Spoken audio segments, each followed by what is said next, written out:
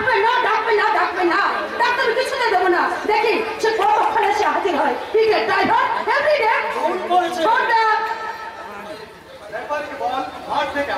তুই কোথায় যাচ্ছিস? আরে আমি খেলতে যাচ্ছি। বন্ধ করে গ্র্যান্ড হোটেলে যাবো। কেন কেন? 500 টাকার খাবার আনতে। এত খাবার কি হবে? প্রীতিভোজ। প্রীতিভোজ?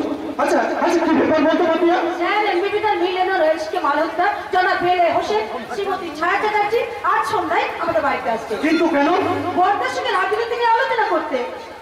কিন্তু ওকে, তার মানে নক্ষত্র শঙ্কর এসব খেলা তো নেই রে পাপিয়া। রাজনীতি তোর কাছে খেলা? রাজনীতি আমার কাছে খেলা নয় পাপিয়া, কিন্তু কিন্তু ওরা আজ রাজনীতি নিয়ে খেলা করছে। হ্যাঁ পাপিয়া, হ্যাঁ রাজনীতি নিয়ে খেলা করছে বলে আজ খেলার মধ্যে রাজনীতির অনুপ্রবেশ করেছে। প্লেয়ার নিয়ে চলছে জুয়াবাজি, আর প্লেয়ার নিয়ে চলছে দলাদলি, আর তার জন্য ঘটছে কত প্রতিভা অপমৃত্যু। আর ভারতের বুকে স্পোর্টসম্যান স্পিরিটিস্ট কখনো না, এদেশে কখনো তো সম্ভব নয়। হ্যাঁ পাপিয়া, হ্যাঁ সপ্তাহে 850 গ্রাম চালের ভাত খেয়ে ভোর 4টে থেকে রেশনের দোকানে লাইন দিয়ে বেকার জীবনে নিদ্রাহীন রাত জেগে জেগে যে দেশের মানুষ ক্লান্ত, সেই দেশে কখনো সম্ভাবনা স্বপ্ন দেখা যায় না রে পাপিয়া। এই যা তা বলছিস কেন বলতো? দেশের মানুষগুলো খেতে পাচ্ছে না, তারা কি কুপোষ করে আছে নাকি? আছে পাপিয়া, আছে, উপোস করে আছে এই দেশের কোটি কোটি মানুষ। আচ্ছা আমি বিশ্বাস করি না। বিশ্বাস তোরা করিস কিন্তু স্বীকার করিস না। আর তা যদি করতিস তাহলে ভারতের কর্ণধাররা বুর্জোয়া পুঁজিপতিরা ওইসব মানুষগুলোকে যদি মানুষ বলে স্বীকৃতি দিত, তাহলে আজ ওরা কপিল সার হয়ে পথে প্রান্তরে কেঁদে বেড়াতো নাকি পাপিয়া। ওদের মাথায় তেল ছুটতো, পেটে ভাত পড়তো। আর ওদের এই মধ্য থেকে জন্ম নিত ইংল্যান্ডের স্ট্যানলিস ম্যাথুসের মতো প্লেয়ার, হাঙ্গেরির পুস্কাস, রাশিয়ার তাবু সচিন এবং ব্রাজিলের পেলের মতো শক্তিশালী প্লেয়ার। এই দেশে কখনো তা সম্ভব নয়, হতে পারে না। হয় রে পাপিয়া, হয়।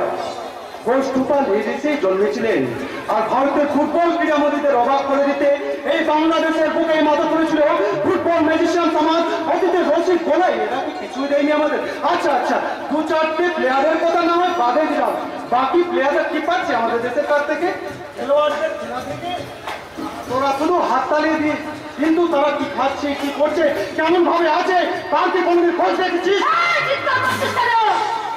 শুধু আমি নয় পাপিয়া, আমি নয়, এদেশে শত শত মানুষের কণ্ঠ থেকে চিৎকার শোনা যাচ্ছে। তারা বলছে এই কলকাতার বুকে আরেকটা স্টেডিয়াম চাই, কিন্তু আইপের কর্তারা নীরব এবং সরকারের কানে সে চিৎকারে প্রবেশ দিচ্ছে। কিন্তু এর জন্য দায়ী কে? নক্ষত্র শঙ্কর। অযোগ্য সরকার এবং তার নির্ভেজাল উদাসীনতা। আপনি? হ্যাঁ, আমি পরিচয় করে দিচ্ছি। ও হচ্ছে আমার পার্সোনাল অ্যাসিস্ট্যান্ট, মানে আমার হচ্ছে ছোট ভাই নক্ষত্র শঙ্কর, ইউনিভার্সিটি ব্রিলিয়ান্ট স্টুডেন্ট, খেলাধুলা দিয়ে দারুণ ছোট রয়েছে। নমস্কার, আমি। হ্যাঁ, তুমি মামার বাড়ি গিয়েছিলে দিল্লিতে, তাই তুমি খবরটা জানো না। মানে খুব ভালো ছেলে, মানে হ্যাঁ ঠিকই বলছি, মানে ঠিক বলছি। জানো জানো নক্ষত্র শঙ্কর, আমি আমার বিয়ের জন্য আমি সংবাদপত্রে একটা রিপোর্ট দিয়েছিলাম, কিন্তু এমনই একটা হিংলা দেশ যে 500 অ্যাপ্লিকেশন এসে হাজির। তারপর কি হলো দাদা? আমি 499 জনকে আমি টেস্ট করেছি, বাট দে আর ওয়ার্থলেস। আপনি ঠিক কোথায় বলেছেন স্যার? আচ্ছা, মানে এই বাংলাদেশের গরিব না খেতে পাওয়া মানুষগুলো তোমার কাছে কি? এরা স্যার মানুষই নয়। গুড।